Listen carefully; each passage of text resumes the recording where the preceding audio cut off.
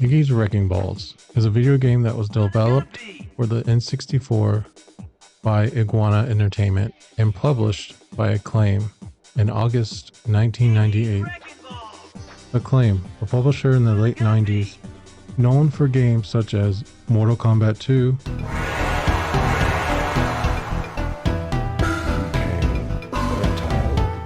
NBA Jam 99, At guard, 6'6", number 8.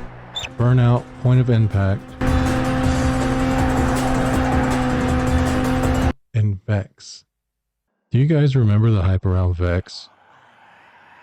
That little Tasmanian cartoon that they were gonna use to take over the whole industry when everybody was having their mascot wars.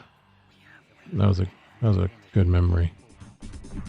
They used their arcade game style knowledge to make a unique yet frustrating racing / platform game that gave me nightmares for years to come. Players are a ball-shaped character that roll and use grappling hooks to navigate the course while also battling and throwing off opponents to win the race. In the game made by Iguana Studios, the main character, Iggy, is an iguana. Upon its release, this game was met with mixed reviews. But from an 8-year-old kid's eyes, this was an attractive game to grab from the shelves of the local Blockbuster to play for 2 days before having to take it back. Do you guys remember Blockbuster?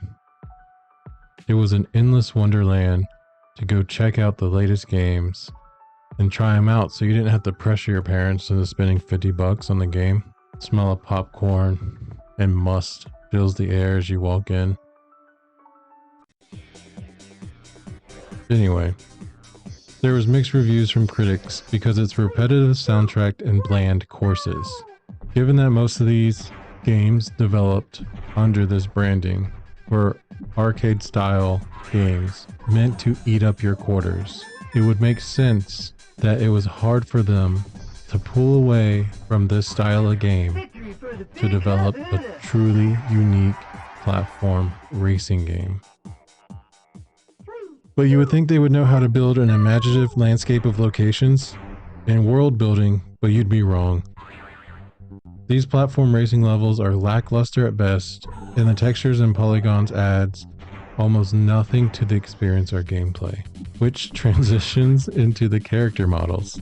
The character models are scary and very reminiscent of the 90s style of crazy exaggerated features and low poly textures to try to show you the personality of the characters without any explanation or a backstory. Like Iggy's mohawk, Chatter's teeth, girl characters being pink. In short, the game reminds me of a very drug-fueled developer, writing every single idea he has to paper in order to create the most bombastic, innovative game he can in a mass output from every developer in existence. I felt like drugs were a leading cause in making this game, and there's nothing you can say that'll make me not believe that. Every level is trippy, every course direction is sporadic. You're going left and right and right and left.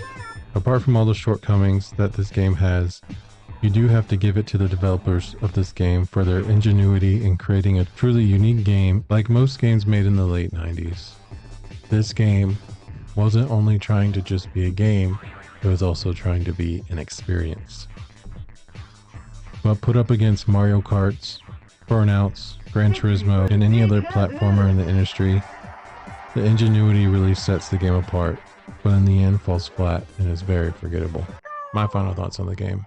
The game is super repetitive. You pretty much play the same level over and over and over again with increasing difficulty, and that gives the game no replayability. Once you beat the game, you kind of don't want to play it anymore, which I guess was perfect for the time, given that I did find this game at Blockbuster and I would rent it whenever I was bored, and it would be fun for 2 days, and then you can just give it right back.